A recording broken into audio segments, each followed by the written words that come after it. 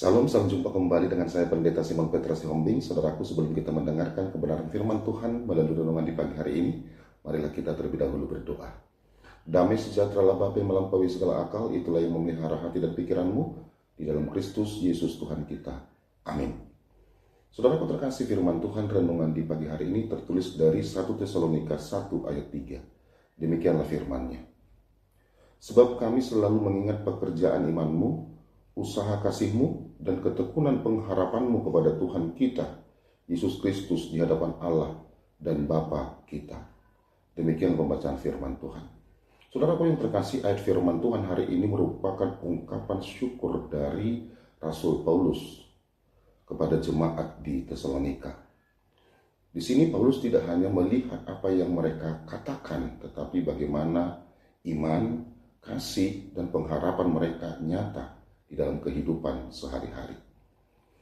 Saudaraku, ada 3 hal yang penting yang disebutkan melalui firman Tuhan pada hari ini. Yang pertama, iman yang bekerja.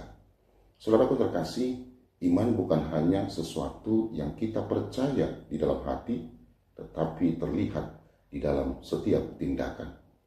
Orang yang sungguh-sungguh percaya kepada Tuhan akan tetap hidup di dalam ketaatan, dan tetap hidup di dalam kejujuran, dan tetap hidup di dalam kesetiaan.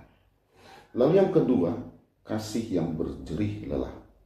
Saudaraku terkasih, kasih sejati itu membutuhkan pengorbanan. Mengasihi berarti mau menolong.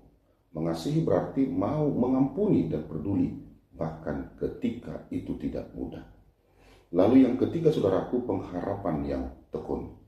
Saudaraku terkasih, pengharapan kepada Kristus memberi kekuatan untuk tetap bertahan walaupun sedang menghadapi kesulitan-kesulitan. Orang yang berharap kepada Tuhan tidak mudah menyerah.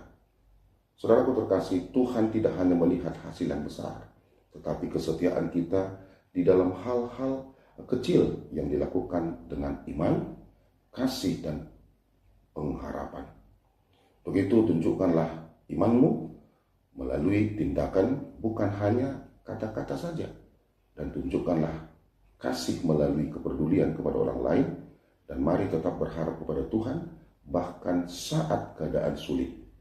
Ingat bahwa Tuhan selalu melihat setiap usaha kecil yang kita lakukan. Amin, marilah kita berdoa. Bapa dalam surga, terima kasih Tuhan untuk firman-Mu yang mengingatkan kami agar kami senantiasa boleh melakukan tindakan-tindakan kebaikan di dalam kehidupan kami, dan kami selalu setia untuk menjalankan perintah-Mu melalui firman-Mu. Berkati kami senantiasa di tengah-tengah keluarga kami, pekerjaan dan pelayanan kami, dan kami juga tidak lupa untuk mendoakan buat jemaat-Mu yang mengalami sakit penyakit. Tuhan yang memberikan kesembuhan bagi mereka. Di dalam Kristus Yesus kami berdoa dan mengucap syukur kepadamu. Amin. Selamat beraktivitas, tetap semangat saudaraku. Tuhan Yesus Kristus memberkati kita semua.